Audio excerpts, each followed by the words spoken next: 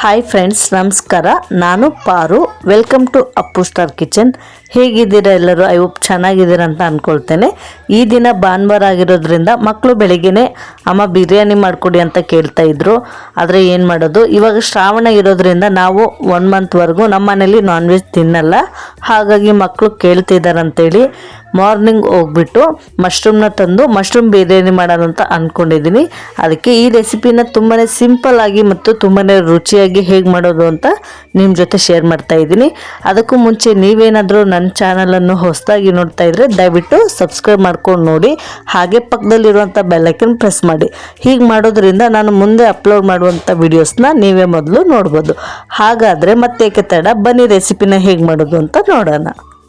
ಮೊದಲನೇದಾಗಿ ಸ್ಟವ್ನ ಆನ್ ಮಾಡಿ ಒಂದು ಕುಕ್ಕರ್ನ ಬಿಸಿಗೆ ಇಟ್ಕೊಂಡಿದ್ದೀನಿ. ಕುಕ್ಕರ್ ಬಿಸಿಯಾದ ನಂತರ ಇದಕ್ಕೆ 3 ಸ್ಪೂನ್ ಆಗಷ್ಟು ಎಣ್ಣೆನ ಹಾಕ್ಕೊಳ್ತಾ ಇದ್ದೀನಿ. ಎಣ್ಣೆ ಸ್ವಲ್ಪ ಬಿಸಿಯಾದ ನಂತರ ಇದಕ್ಕೆ 1 ಸ್ಪೂನ್ ಆಗಷ್ಟು ತುಪ್ಪನ ಹಾಕ್ತಾ ಇದ್ದೀನಿ. ತುಪ್ಪ ಹಾಕೋದ್ರಿಂದ ಬಿರಿಯಾನಿ ತುಂಬಾ ಚೆನ್ನಾಗಿ ಬರುತ್ತೆ. ಹಾಗೆ ಇವಾಗ ಮಸಾಲೆ ಪದಾರ್ಥನ ಹಾಕೊಳ್ಳೋಣ. ಚಕ್ಕೆ, ಲವಂಗ, ಏಲಕ್ಕಿ ಹಾಗೂ ಕಲ್ಲು ಮತ್ತು ಪಲಾವೆಲೆ ಇದನ್ನೆಲ್ಲನೂ ಫ್ರೈ ಮಾಡ್ಕೊಂಬಿಡೋಣ. ಎಲ್ಲ ಸ್ಪೈಸಸ್ನು ಫ್ರೈ ಆದ ನಂತರ ನಾನು ಮೀಡಿಯಮ್ ಸೈಜಲ್ಲಿರುವಂಥ ಈರುಳ್ಳಿನ ತೆಳುವಾಗಿ ಕಟ್ ಮಾಡಿ ಹಾಕ್ಕೊಳ್ತಾ ಇದ್ದೀನಿ.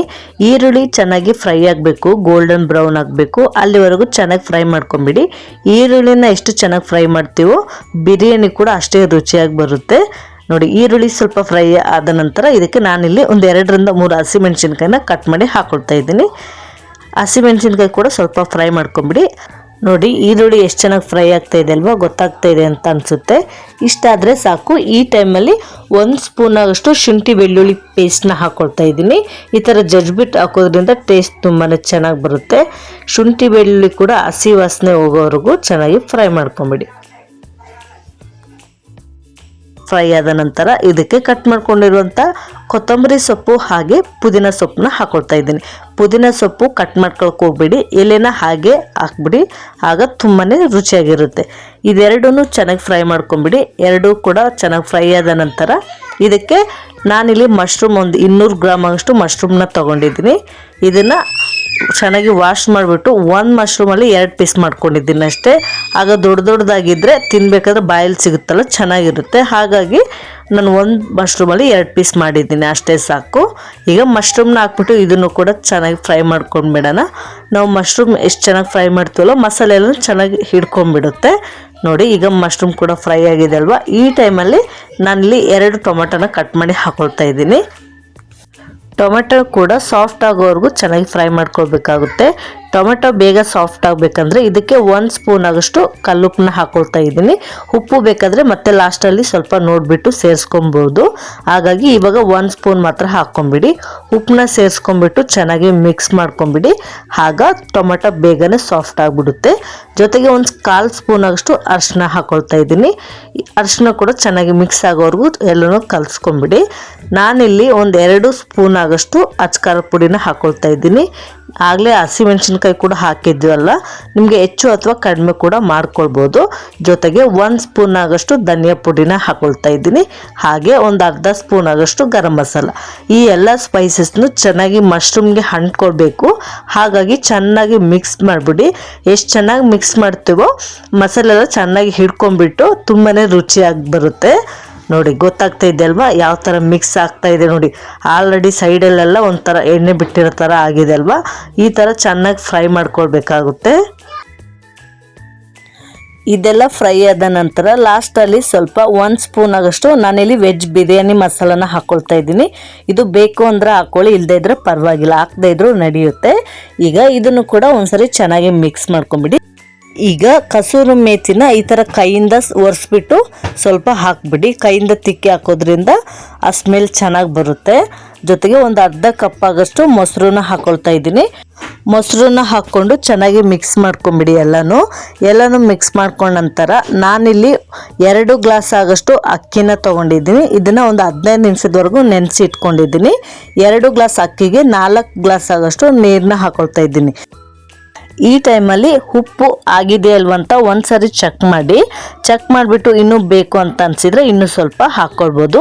ನೋಡಿ, ನೀರು ಕುದೀತಾ ಇದೆಯಲ್ವಾ, ಈ ಟೈಮಲ್ಲಿ ಆವಾಗಲೇ ನೆನೆಸಿ ಇಟ್ಕೊಂಡಿರುವಂಥ ಅಕ್ಕಿನ ಹಾಕ್ಕೊಳ್ತಾ ಇದ್ದೀನಿ.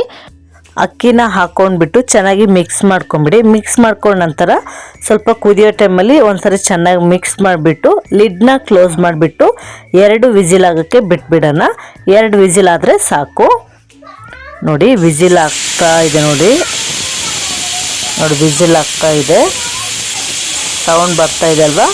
ಒಂದು ಇತ್ತು, ಇದು ಎರಡನೇದು ಕೂಡ ವಿಸಿಲ್ ಆಗ್ತಾ ಇದೆ. ಈ ಟೈಮಲ್ಲಿ ಫ್ಲೇಮ್ನ ಆಫ್ ಮಾಡಿಬಿಡಿ ಸಾಕು. ಕಂಪ್ಲೀಟಾಗಿ ಕುಕ್ಕರ್ ತಣ್ಣಗಾಗಲು ಹಾಗೆ ಬಿಟ್ಬಿಡಿ. ಕಂಪ್ಲೀಟಾಗಿ ತಣ್ಣಗಾದ ನಂತರ ಈಗ ಓಪನ್ ಮಾಡಿ ನೋಡೋಣ.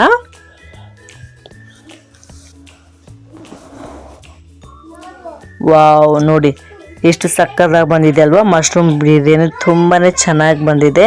ನೋಡಿ ಬಿಸಿ ಬಿಸಿಯಾಗಿ ಎಷ್ಟು ಹೊಗೆ ಬರ್ತಾ ಇದೆ ಅಲ್ವಾ. ವಾವ್, ನೋಡಿ ಎಷ್ಟು ಚೆನ್ನಾಗಿ ಬಂದಿದೆ. ತುಂಬಾ ರುಚಿಯಾಗಿ ಇರುತ್ತೆ. ಮಾಡೋದು ಕೂಡ ತುಂಬಾ ಸಿಂಪಲ್ಲು. ನೋಡಿ ಈಗ ಸರ್ವ್ ಮಾಡ್ತಾ ಇದ್ದೀನಿ. ಬಿಸಿ ಬಿಸಿಯಾಗಿ ಮಶ್ರೂಮ್ ಬಿರಿಯಾನಿ ತಿಂದರೆ ತುಂಬಾ ಸಕ್ಕತ್ತಾಗಿರುತ್ತೆ. ನೋಡಿ ಎಷ್ಟು ಚೆನ್ನಾಗಿ ಬಂದಿದೆ ಅಲ್ವಾ. ಒಂದ್ಸರಿ ಟ್ರೈ ಮಾಡಿ ನೋಡಿ, ಖಂಡಿತವಾಗ್ಲೂ ಇಷ್ಟಪಡ್ತೀರಾ, ಅಷ್ಟು ಸಕ್ಕತ್ತಾಗಿರುತ್ತೆ.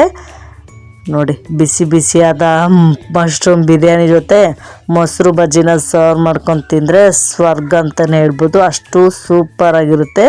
ಎರಡು ಕೂಡ ತುಂಬ ಒಳ್ಳೆ ಕಾಂಬಿನೇಷನ್ ಅಂತಲೇ ಹೇಳ್ಬೋದು. ಇನ್ನೂ 2 ತುತ್ತು ಜಾಸ್ತಿನೇ ತಿಂತೀವಿ. ನೋಡಿ ಮಶ್ರೂಮ್ ಹೇಗೆ ಕಾಣಿಸ್ತಾ ಇದೆಯಲ್ವಾ.